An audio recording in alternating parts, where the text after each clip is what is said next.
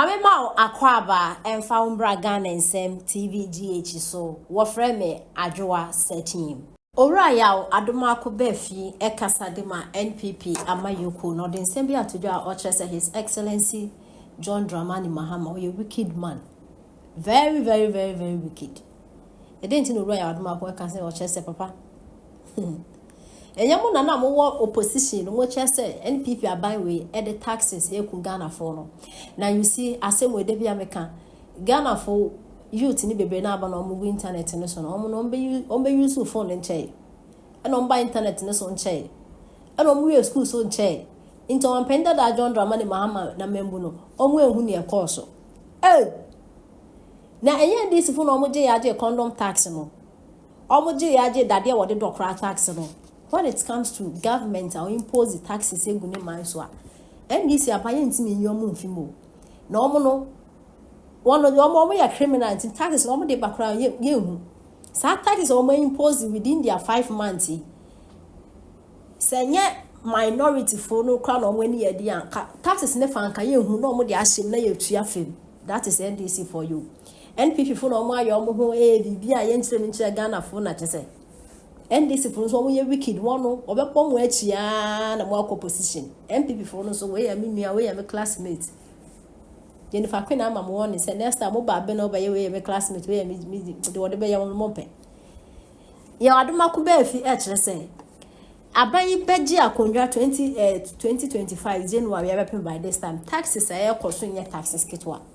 utility bills light bill 5 months more to light bill be 2 times 14 they move 4 point something. Then the 4 years in this entity in the light we are afraid of quiet on the light. Ya so bob is because and easy. Ya Adomako be fear say na o penny dada Muhammad o ye week do meeting me dem fucking. Yenti nsema o dey etida. Ba ya de babuo enne o hra no buam na wo kwa. Body aduro. Me nwu bi da se body aduro etimi to no kan sika 5 million. Cement do say na intimi to. Dollar call for me nobody aduro nam 6 million. So what you say? And nobody aduro. Me hu na apemo a na makam endo kwayim. Eno asente so na memene. Wo ya den wanya 5 million 6 million akotobi. Enso ya no to onom eno wo moji wo ho ahwa menua. Ena sika na dollar call from. Dollar call from because munya bi che. Ni asame je fe mechia no. Ni pe didi on kasa. Na nse wa say abranti ayefe. Ne kala ya yese no me o ka bi otimu. Enne sa wo hwe na tade nko anu a afini nyina no obehya aban no ema no kaniska 1.5 billion na tade nko a wo hwe na katua kaniska 15 billion ende di nato ni wachima agene de odo na yiti ne de ono mpo emse minim se ware wawo de a ye bompa de ama no bato oba de so ti ase ba ko na meme de nan wono anu wono ampam no wono no gi wese nyina menuamu aya o emu oya papa se no ampa ya ekobo en ye de no kan ho a nyambetie yen Akuffo Addo fira mamuo mu no ota kwadu anu ayi na Amerika ye gya wo mane ane edan kaneam na nsan ye na chesa yi kakra na kra kanea ho nsem no eye nsem a eye wudi sem because en kanea sem no do mama ba bia no a on de wa na dwen se sa title no do be ko wom ejadum so o de be ko wom na emra ye dadum so mu no ne eto electricity bill mu enra 1st July month of taxation so tiase about 5 components and the atum na adan obra wo ba ya so yi tax component mienu afrim yen ba ye 17 for almost 4 years near fata kumeto sa covid ama I know senka Akuffo Addo any ba o mi on fa bintum na wo de wo yi ya kran even covid levy no kran wa anyi o na hwe se mama gina ho na se aba we de maintenance ye amai kran na yini ba ye no covid no ba ye no kran no wo mo tax no ba ye wo maintain uwie ya bosumi isi entem no o de tax mako more than 15 na no kran de metie internal revenue wo mo ton chekere wa wo mikro maskora hinsan nyamfa ahwerewani ade nyina ye be tax wo mo ba bia kodro no na the temple of Jerusalem the antimia nyina be pem ne one of the reasons taxation Solomon kodru baby no or taxi wo mo say the one red so tiase never ma de odi abedro no enti wo a wo kan ko kusie obi ma ya be de MPP aban de mabre no wa bre Wada ni say obey nka watref pani no wie ye no wantimi amma skore amas wantimi amma afisco afijazi nanso de otoso mienu wie ye Akuffo Addo baaye no wa wie Prempeh College ofi hu so ne de no anadwene nanso yankai we say nyina enem pempen so ade akoduro no ba bia akoduro no wanka ye nso a obeka ya sere odi anoto nche ya a state of insecurity and ade abechi bia yakum nipa ade abechi bia yakum nipa ade abechi bia. Is that the state MPP DJ? Is that the state MPP DJ? There be that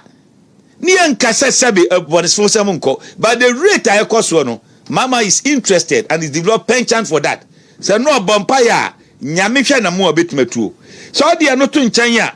political harassment. So tiase any de keka ho any persecution